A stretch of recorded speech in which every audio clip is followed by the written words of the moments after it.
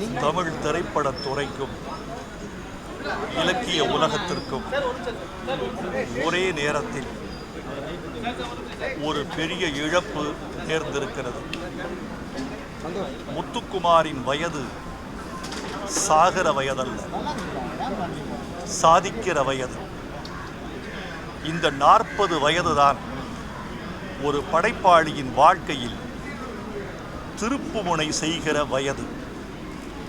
வாழ்க்கையின் பக்குவம், மொழியின் திறம், உணர்ச்சி அறிவாக மாறுகிற தருணம் எல்லாம் இந்த 40 வயதுதான். இனிமேல்தான் ஒரு படைப்பாளன் தன் உயர்ந்த படைப்புகளை வழங்கக்கூடிய வயது இந்த 40 வயது. இந்த வயதில் ஒரு இளைஞன், ஒரு படைப்பாளன், ஒரு பாடலாசிரியர், ஒரு இலக்கியவாதி மறைந்து போனார் என்பது தமிழுக்கும் தமிழர்களுக்கும் பெரிய இழப்பு என்றே கருத வேண்டியிருக்கிறது. திரைப்படத்துறையில் பாடல் எழுத வந்தவர்களின் வரலாற்றை சற்றே பின்னோக்கி பார்த்தால், மொழியில் பட்டப்படிப்பு பெற்றவர்கள், இலக்கிய பயிற்சி மிக்கவர்கள் என்று 2 ஆற்றலும் பொருந்தி வந்து பாட்டெழுத வந்தவர்கள் மிக குறைவு. அந்த குறைந்த எண்ணிக்கையில் ஒருவன் தம்பி முத்துக்குமார். அவருடைய மரணம் என்னை வேதனைப்பட வைக்கிறது. உன் சொந்த ஊர் எது தம்பி என்று ஒரு நாள் கேட்டேன். காஞ்சி அண்ணா என்று சொன்னார். அண்ணாவே காஞ்சிதானே என்று நான் பதில் சொன்னேன். கோவையில் உலகத் தமிழ் மாநாட்டில் என் தலைமையில் அவன் கவிதை பாட வந்தான். அவனுக்கு முன்னுரை சொல்கிற பொழுது, உன் சிறந்த வரிகளை இந்த அரங்கத்தில் மீட்டு, நீ பிறந்த ஊர் காஞ்சி,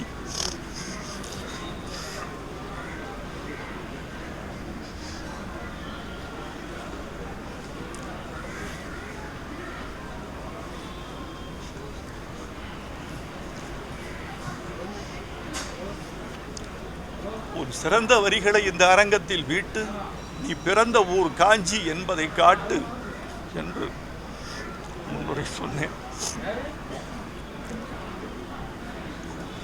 தமிழ் படைப்பாளிகள் நீண்ட ஆயுளோடு துலங்க வேண்டும். காலம் அவர்களை அனுமதிப்பதில்லை. காலம் அனுமதிப்பதில்லை என்பதை விட அந்த படைப்பாளிகளே தங்களை நீண்ட வாழ்க்கைக்கு அர்ப்பணிப்பதில்லை.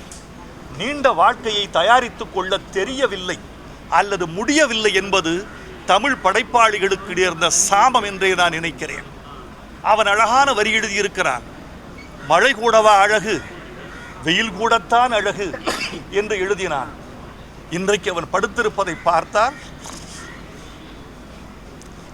வாழ்வு மட்டுமா அழகு, மரணம் கூடத்தான் அழகு என்று அவன் சொல்லிவிட்டு கிடப்பது போல தோன்றுகிறது. தமிழ் இலக்கிய படைப்பாளிகளுக்கு ஒரு வார்த்தை, தயவு செய்து தமிழுக்காக உங்கள் உடலை காப்பாற்றிக் கொள்ளுங்கள், உங்கள் குடும்பத்திற்காக உங்கள் உடலை காப்பாற்றிக் கொள்ளுங்கள். நம் முன்னோர்கள் வகுத்த ஒழுக்கம், நெறி என்பது நம்முடைய உடலையும் ஆயுளையும் நீட்டிப்பதற்கான தவம். அந்த தவத்தில் தமிழ் படைப்பாளிகள் ஈடுபட வேண்டும் என்று விரும்புகிறேன். இந்த மரணம் இளைய மரணம் தமிழ் படைப்பாளிகளுக்கு நேர்ந்த கடைசி மரணமாக இருக்கட்டும். வருகிற தமிழ் படைப்பாளிகளும் வாழுகிற படைப்பாளிகளும் தங்கள் உடல் ஓம்புதல், உள்ளம் ஓம்புதல், படைப்பை பாதுகாத்தல் என்ற நெறிகளில் தங்களை நிமிர்த்தி கொள்ள வேண்டும் என்பதை சொல்லாமல் சொல்லிவிட்டு அந்த இளைஞன் தூங்குகிறான். முத்துக்குமாரை இழந்து வாடும் குடும்பத்தவர்க்கு என் அஞ்சலி, கலை உலகத்திற்கு என் இரங்கல், தமிழ் ரசிகர்களுக்கெல்லாம் என்னுடைய ஆழ்ந்த ஆறுதல். முத்துக்குமாரின் பாடல்கள் அவன் பெருமையை பறைசாற்றிக் கொண்டிருக்கும். இந்த உலகம் நித்தம் மரணங்களை சந்தித்துக் கொண்டிருக்கிறது. மரணமுற்ற எவனும் தன் சுவடுகளை இந்த பூமியில் நிரந்தரமாக விட்டு செல்வதில்லை. தமிழை விட்டு சென்றவனை தமிழர்கள் மறப்பதில்லை. தமிழும் தமிழர்களும் முத்துக்குமாரை நீண்ட நாட்களுக்கு நினைவில் வைத்திருப்பார்கள் என்று நான் நம்புகிறேன்.